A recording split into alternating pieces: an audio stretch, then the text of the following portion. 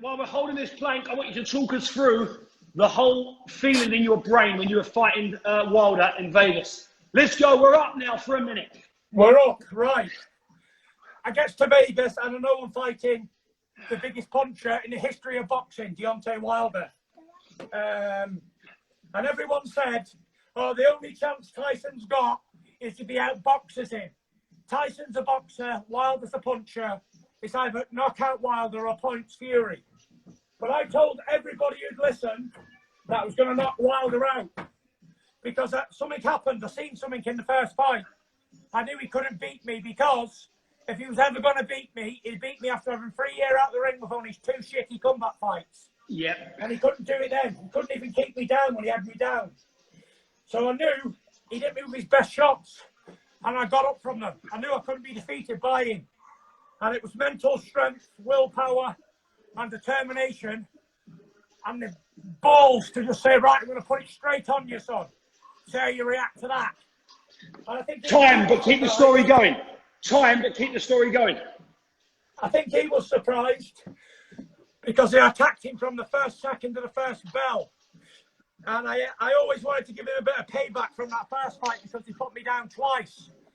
And in the second fight rematch, I think I put him down like 3 or 4 times.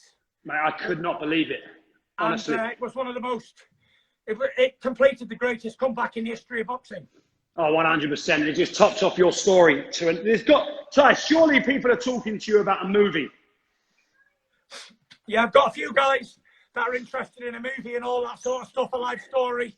But the thing is, I'm too busy with my boxing career at the moment to take much thought. I've got some massive news coming up in the next few days, or next week or so, to announce something. So keep tuned for that. But yeah, I think we've got the rematch with Wilder on as well at some point. And then we've got the 2 AJ fights. Well, one, and then obviously when I batter him, he'll want a rematch. Who are you going to fight first, Wilder or Joshua? Well, Wilder's got a rematch clause, so... I saw he said about taking a payout yesterday. Yeah, he said some newspaper reported that he wanted 10 million to step outside. But, I can imagine him doing that, though, because he ain't going to want to fight you again, mate. That was like the most embarrassing moment of his life. Yeah, for sure. But, you know, I'm not paying him no money to step aside. I'd rather take his scalp again. I'll beat him in the ring, and that's how I'll get him out the way. I wouldn't pay him 2 million to step aside. I'd rather give him another battering again. Yeah, because in a way, it looks like...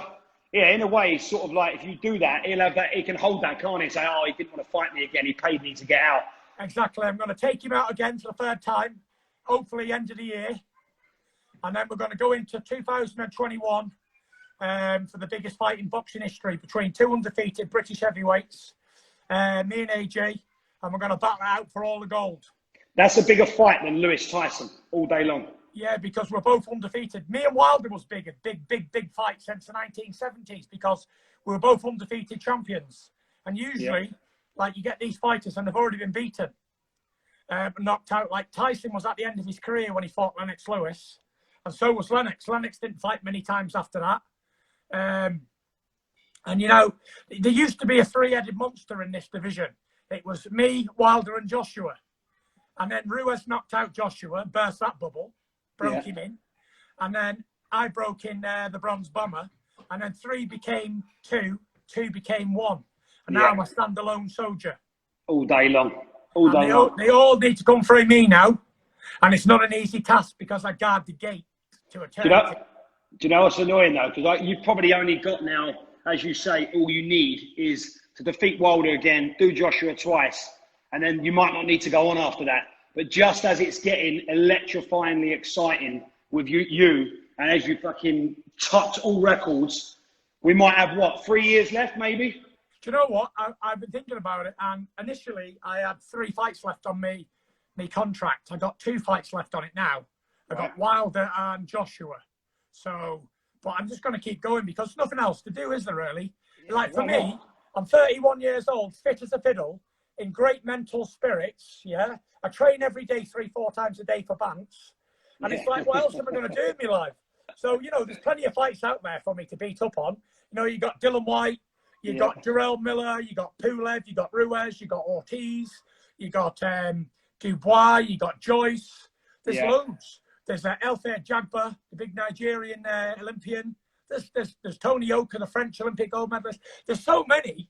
Who's the oldest heavyweight, holding a belt, heavyweight world champion of the world? Was that Klitschko? No, it was George Foreman. What age did he get to? I think he was 44 when he knocked out Michael Moorer. Can you imagine if you beat that record and be the oldest heavyweight champion of the world at 45? George Foreman had 10 years out the ring. Oh my God. From 1978 to 1988. And then he came back and won the world title. He came back and he had about 25 warm-up fights. And then he had 3 world title fights. He lost to Tommy Morrison first. Then he lost to Evander Holyfield. That's 2 world title shots. Then he finally got a 3rd one and he knocked out Michael Moorer. Became the oldest heavyweight champion in history. That is unreal. That is unreal. And then he beat the German Axel Schultz in a highly controversial decision on points. And then he lost the belt to Shannon Briggs in a highly controversial decision because 90% of people thought George Foreman deserved to beat Shannon Briggs even at that age. Yeah. And Shannon Briggs then became the lineal heavyweight champion. Shannon Briggs, what a character he is. He is. He's an inspiration because the guy's in unbelievable shape for his age. Absolutely shocking. And the motivation he gives me. I took so much motivation from Shannon in this comeback. You know, I'm thinking, if a guy of his age, he's got to be the same age as Lewis and Tyson and all them, he's got to be. Early 50s or whatever. And he's in absolutely shredded shape. And still wants to fight. Yeah, it's crazy. I love the guy. Absolutely love him. Would you fight him? You know what? I might have an exhibition with him, but I wouldn't fight him because, to be honest with you, where do we get off beating up on guys like 50 years old? Yeah, no, exactly. You know, I'd love to get in the ring with him and have a move around with him and that, and obviously try and take me out because he's a massive puncher, but it'd be up to me to just slip and slide and move him around, show him a bit of respect. Which there's no one better in the world that does that than you.